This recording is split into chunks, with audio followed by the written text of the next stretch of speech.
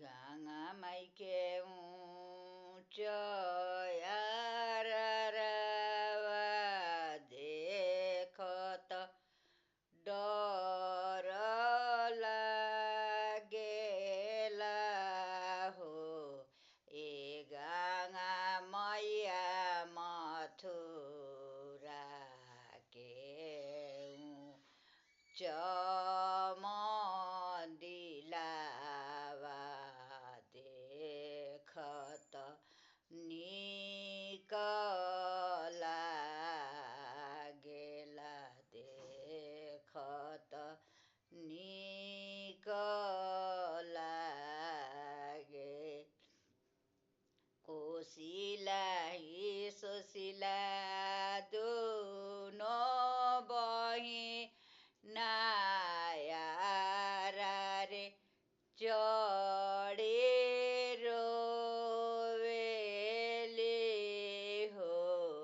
ए गाङा मैया अपनी लहरिया मोही दिहितु त हम धसे बुढी जैते हम धसे बुढी किया तरोए तिवये सासु दुखायव रुननद दुख हो। तिवये किया तहरो कान्ता विदेशे कवन दुखवायवहेला कवन दुखवायव नाही मोरे गङ्गा मैया सासु दुखायव रुननद दुख हो। ए गाङा मैया नाही मोरे कान्ता विदेशे कोखिय दुखवायवहेला कोखिय दुखवायव चुप हो खए तिवये चुप हो खजनी रोई मरहु हो।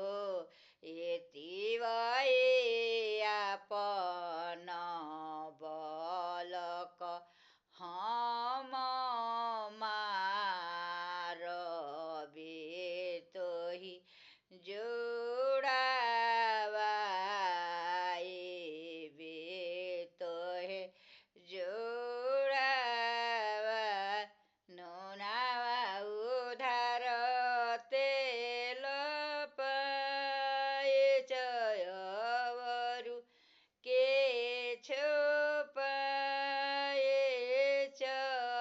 हो। ए गाङा मैया कोखिया के कव न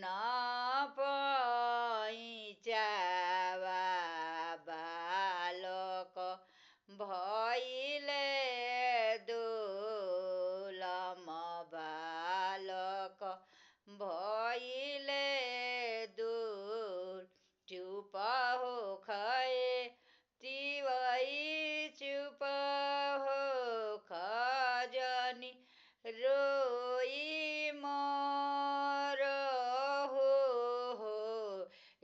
तिवई ताहारा जनमिहे श्री रामय जो ढाके मालिक तेनु लोक के ठाकुर